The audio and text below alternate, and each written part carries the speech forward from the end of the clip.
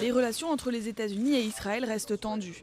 Jeudi, le président américain Barack Obama a appelé Benyamin Netanyahou pour le féliciter de sa victoire aux élections législatives, mais les divergences de vues demeurent.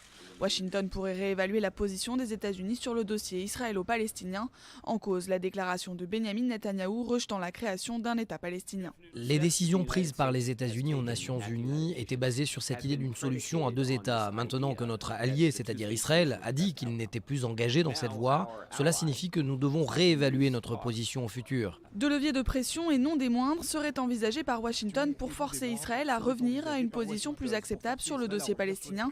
La première serait la reconnaissance d'un État palestinien dans les frontières de 67. La seconde, plus lourde de conséquences, entraînerait la levée du veto américain à l'ONU en cas de nouvelle résolution contre Israël.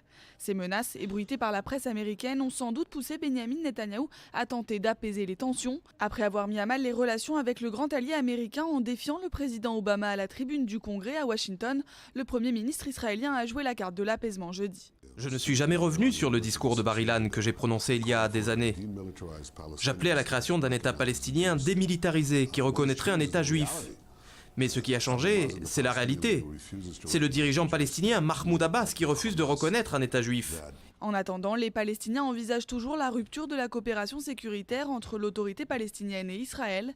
Le comité exécutif de l'Organisation de libération de la Palestine s'est donné 2 semaines pour mettre en place la fin de cette coopération.